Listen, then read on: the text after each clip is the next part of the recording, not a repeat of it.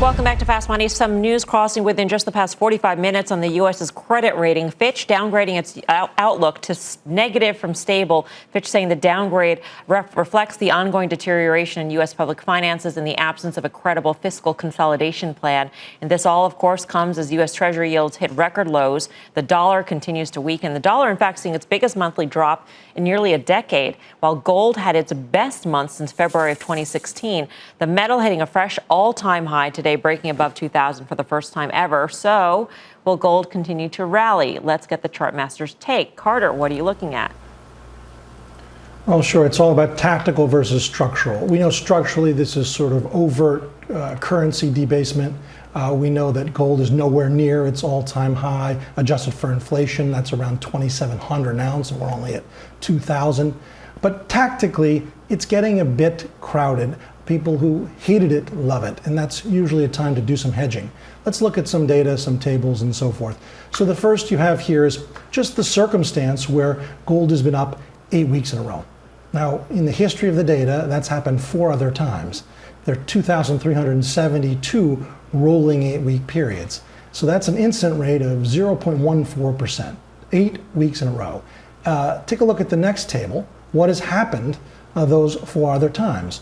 Well, looking out 1 month, 3 months, 6 months, the odds of gold being up are fairly low. And in fact, gold, if you look at the sort of median return, is actually negative on a 1, 3, and 6 month basis. And then look at the chart of gold. It's a bit steep. It's a bit crowded. It's got a lot of people who now like it.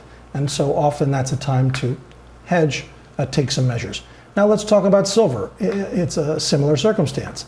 Take a look at this slide. Silver is also up 8 weeks in a row. That's only happened 6 times going back to the 70s. So you're talking about 6 out of, again, 2,372 rolling 8-week periods. What is the probability of that occurring? Well, you can see it there. It's 0.25%. These are exceedingly rare moments. Now, what has happened thereafter? Same setup. Take a look at the next table. Silver on a 1, 3, 6 month basis, the odds of being up are low, and in fact you get a give back, a drawdown. Does it have to do that? Of course not. But it's again tactical versus structural. Structural, silver to new highs at 50, gold 3,000. But tactically it's getting a little hot. Take a look at the chart of silver.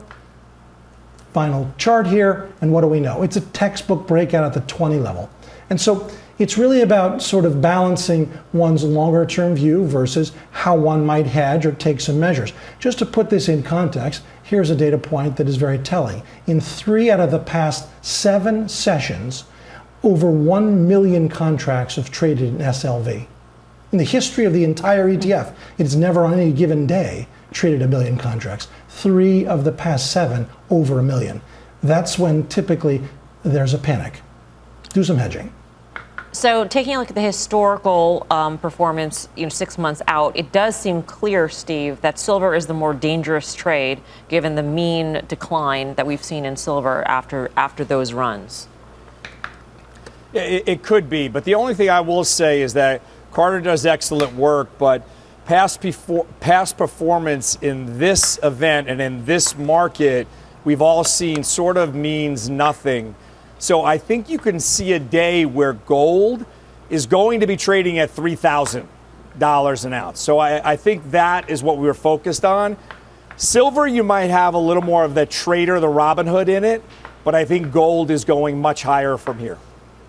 It's different this time sure, around, let me BK. just, So go ahead, Carter, last word. Obviously, Steve is actually making the point. It's structural versus tactical. Structurally, it's the same game. Rates to zero, gold to infinity. But talking about precedent, we're talking about periods when silver went to 50. These are data tables that account for periods where it's more extreme. We're nowhere near that, and still, it's hot day to day. All right. Longer term is the same. The trend is the same, but shorter term, be careful, right, Carter?